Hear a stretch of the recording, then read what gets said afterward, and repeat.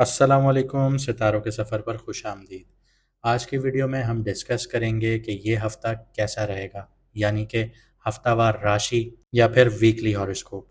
हमें अक्सर और बेशतर कमेंट सेक्शन में या व्हाट्सएप पर इसी तरह पूछा जाता है कि हमारे लिए क्या सिर्फ बुरा वक्त है, अच्छा वक्त नहीं आएगा।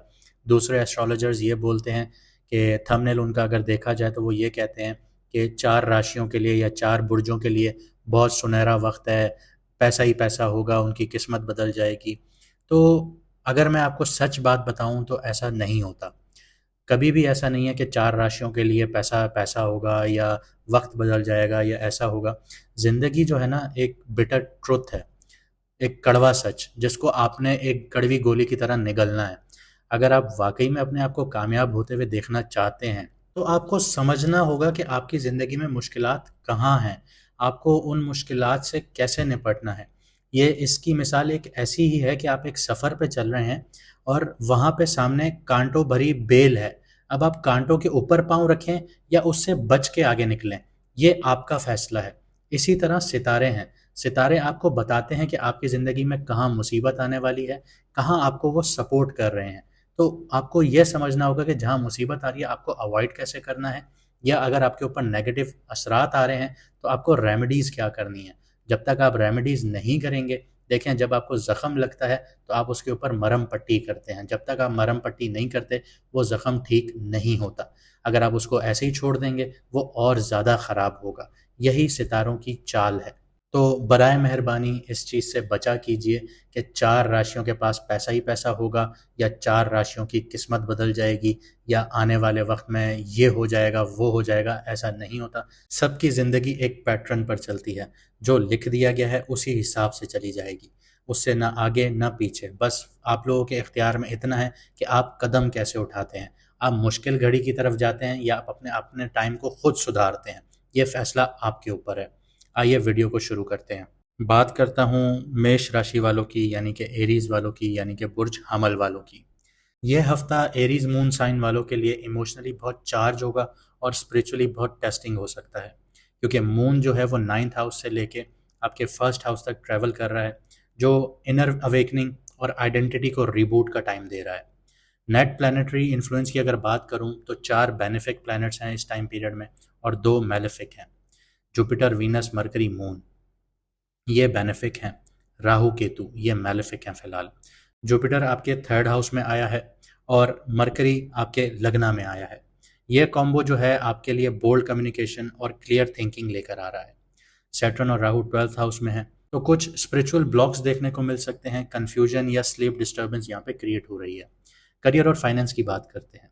करियर फ्रंट पे क्लैरिटी और फॉरवर्ड पुश दिख रही है, स्पेशली जब मून 10th हाउस से गुजरेगा, यानी कि कैप्रिकॉन से 18 से 20 मई के दरमियान। ये दिन प्रोफेशनल प्लानिंग के लिए परफेक्ट होगा। जुपिटर का थर्ड हाउस में ट्रांजिट जो है वो कम्युनिकेशन, राइटिंग या सेल्स वालों के लिए नई ग्रोथ का जोन खोलेगा। सन का जो सेकंड हाउस में होना है वो आपके लिए फाइनेंशियल स्पीच और प्रेजेंटेशन में अथॉरिटी दे रहा है आप लोगों को। लेकिन ईगो बेस्ड जो डिस्कशंस होंगी उससे आपको बचना होगा। इम्पल्सिव स्पेंडिंग से भी बचिए, क्योंकि आपका जो सन है वो सेकंड हाउस में आया है। यहाँ पे आपके एक्सपेंसेस भी बढ़ेंगे। आप जज्बात में आके खर्चे कर सकते हैं, फैमिली को लेके खर्चे आपके बढ़ सकते हैं। तो यहाँ पे आपको बचना होगा। स्पेशली 22 मई के बाद जब मून आपके लगना में होगा तब आपको बहुत ज़्यादा बचना होगा, क्योंकि इमोशनली आप रीसेट पीरियड में होंगे। इसके अलावा अगर आपकी कोई इंपॉर्टेंट डील्स हैं तो 21 मई को नहीं कीजिएगा, क्योंकि मून भी ट्वेल्थ हाउस में होगा, राहु और सैटर्न भी आपके ट्वेल्थ हाउस में होगा। तो ये इमोशनली आपको बहुत ड्रेन करेगा और कन्फ्यूजन यहाँ पे बहुत ज़्यादा पैदा हो सकती हैं। तो आपको यहाँ पे एहतियात करना होगा 21 मई वाले दिन। लव और रिलेशनशिप के ट्रायंगल की बात करूं तो रोमांटिक फ्रंट पे अगर देखूं तो मिक्स सिग्नल्स आते हैं। मून जब पाइसेस में होगा 22 मई को, तो इमोशनली डिस्टेंस और इनर कन्फ्यूजन फील हो सकती है आप लोगों को। लेकिन जैसे ही मून एरीज में एंटर करेगा 22 मई से, तो आप सेल्फ कॉन्फिडेंस और आपका जो चार्म है वो बूस्ट हो जाएगा। यहाँ पे अच्छा टाइम है, ग्रेट टाइम है आपके लिए एक्सप्रेस करने का अपनी फीलिंग्स को ऑनेस्टली। अगर आपने झूठ बोला तो इल्यूजन्स क्रिएट होंगे, तो वहाँ पे आप फंस भी सकते हैं। अगर सिंगल्स की बात की जाए तो 23 मई का दिन जो है वो बहुत अच्छा रहेगा आप लोगों के लिए। डेटिंग या सोशलाइजिंग के लिए बहुत ज़्यादा पॉजिटिव होगा।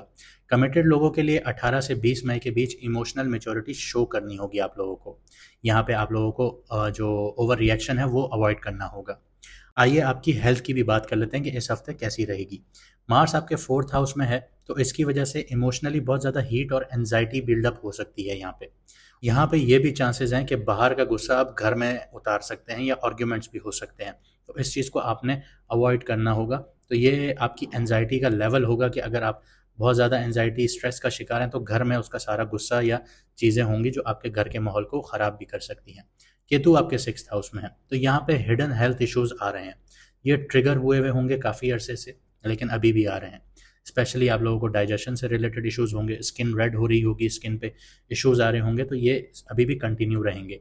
डेली रूटीन में अगर आप लोग चाहते हैं इस चीज़ को अवॉइड करें तो ग्राउंडिंग एक्टिविटीज़ कीजिए। जैसे पार्क्स वगैरह में जाइए या नेचर में जाइए, या अगर आप लोग फॉरेस्ट में जाते हैं तो वहाँ जाइए। अगर आप लोग पहाड़ी इलाके में रहते हैं तो नंगे पाँव ज़मीन पर चलने की कोशिश कीजिए। ये आपको नेचर से कनेक्ट करेगी और आपके अंदर की जो नेगेटिविटी है उसको भी उतारेगी।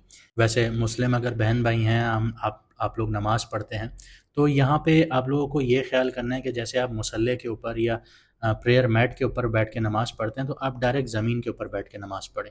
साफ़ सुथरी जगह पे आएँ, वहाँ पे ज़मीन पे बैठ के नमाज़ पढ़ें, क्योंकि जब सर ज़मीन पर लगता है तो नेगेटिव एनर्जी जो हैं वो पुल हो जाती हैं। ये बहुत अच्छी चीज़ है आप लोगों के लिए।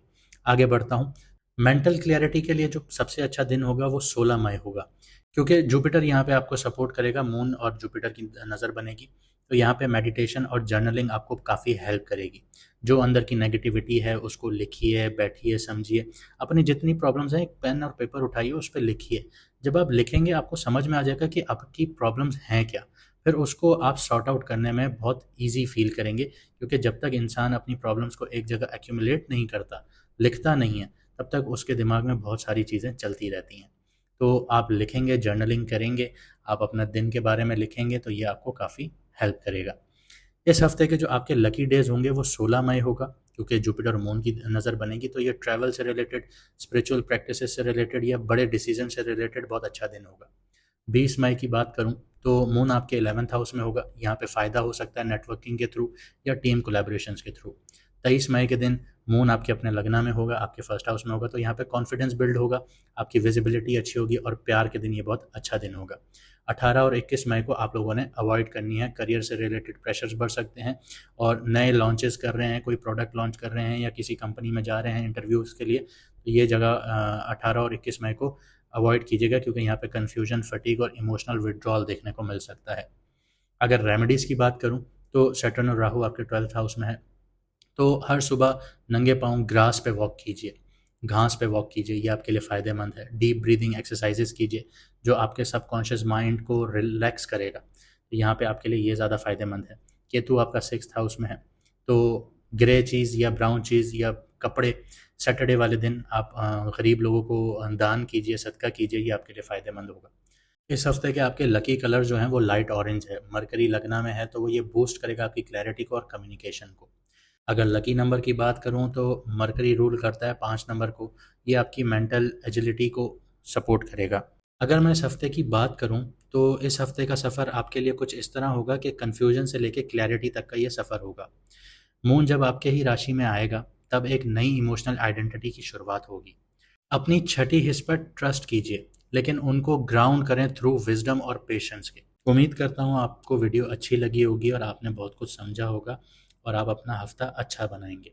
अगर आपकी ज़िंदगी में करियर वाइज, शादी के लिए या किसी भी हवाले से मसले चल रहे हैं, तो आपको स्क्रीन पर नंबर नज़र आ रहा होगा, आप व्हाट्सएप पर मैसेज कर कर अपॉइंटमेंट बुक करवा सकते हैं। हमारी टीम आपको फर्दर गाइड करेगी और एस्ट्रोलॉजर मैडम एन बख्श का आपको अपॉइंटमेंट स्लॉट बता देगी कि कौन सा टाइम अवेलेबल है।